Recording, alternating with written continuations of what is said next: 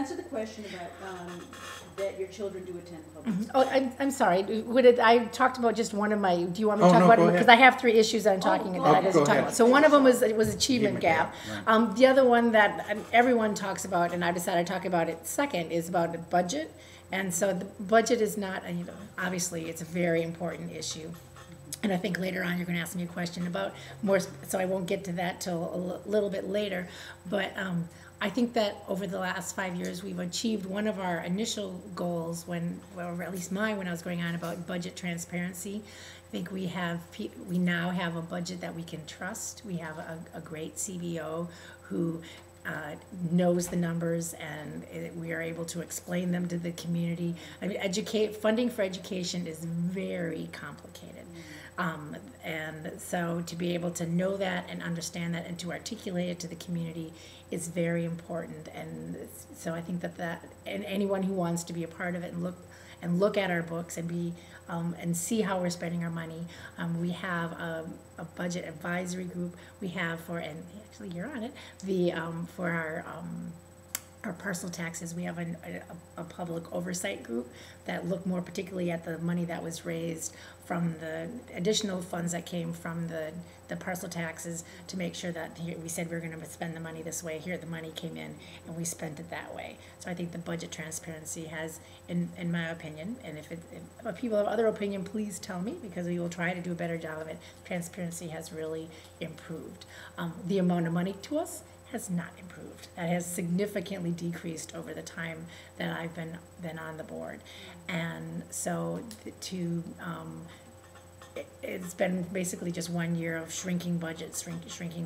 And so when we are talking about fewer dollars and how we're going to make those cuts, it's very important to me that cuts are not just across the board, but that we look very carefully at our whole organization and see where we can cut some things out here, we can consolidate some positions here, but here I'm not going to go to this, but I'm not going to go to this. If it's really about in the classroom and for the kids, we're gonna. I hate to say stay away from the classroom, because I think that really talks negatively to some of our support staff, which we can't. If we don't have our support staff doing their work, the students in the classroom can't learn.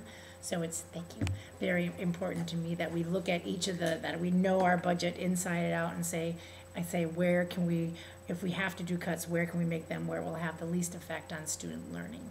So we have achievement gap, we have the budget, and then the third area is in program breadth and depth.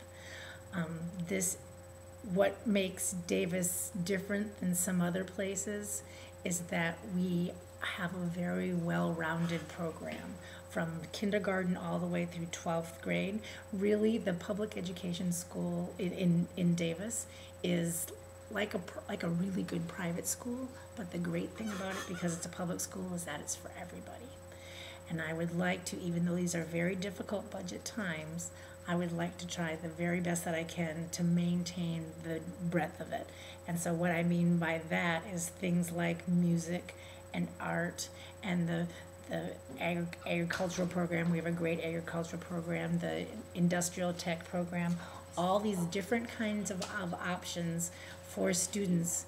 I'm very interested in making sure that we're able to maintain them as best as we can. In addition, things like sports and debate, it's those extracurriculars for each student that comes through our door. There's bound to be at least one thing that will be their catch. So if we can get them, say it's football, if they know that they have to keep their grade point up for football, they're gonna show up to school, they're gonna do the best they can, they're gonna do well in their math, and they're gonna achieve overall. For other students, it might be the band, it might be cheerleading, another person. We have a lot of different kinds of clubs and activities for students, but one size doesn't fit all. So if we start hacking away at those extra things, we're gonna lose the overall students in other areas. So. To that, Yeah. could you address a little bit, you mentioned programs being very important to keep, and that is very true and stuff. With the resources dwindling at school districts everywhere, though, there's a question about programs and salaries, teacher benefits and stuff. Could you sort of address programs and salaries and all those things, and how do we maintain having a teacher, competent teachers wanting to continue in schools? You know, because sometimes it's going to be salaries versus programs, unfortunately. Right. Well, we used one of our wild cards already this last year to be able to continue our programs, and that's we had a retirement incentive. And so one of the ways to be able to keep the programs and keep the younger teachers is if the people who are near retirement are able to retire early. And then there's not the actual salary savings isn't that great, but it saves a lot of jobs.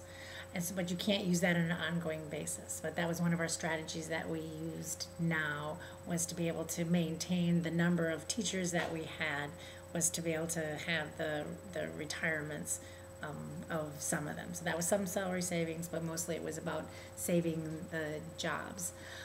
The other thing that we were able to do was to have the concept of furloughs, which is, I think probably everybody in Davis is somehow related to the state or the county, so we all know about the concept of furloughs now, which is not my favorite thing, because when a teacher has a furlough, that means that my students have a furlough also. So those are days that they aren't being educated.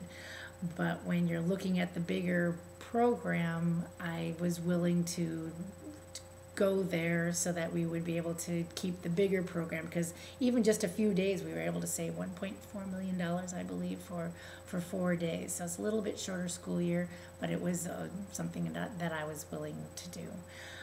Another area that I've obviously been very interested in is asking the community if they would like to give a little more on their taxes through the parcel tax. I was the co-chair of the last 2 parcel taxes. Gina and I both were, or Measure Q and Measure W, and both of them were successful, even at the 2/3, at 66.7%. To get any group of people to agree on something like that is, I think, an amazing thing. So this community has stepped forward and said, yes, we are willing to pay for that. And so I am not only interested in looking very carefully at cuts, but I'm also interested in seeing what revenue enhancements can we have. And so I am supportive of a parcel tax in the future if it looks like funding from the state will be cut again.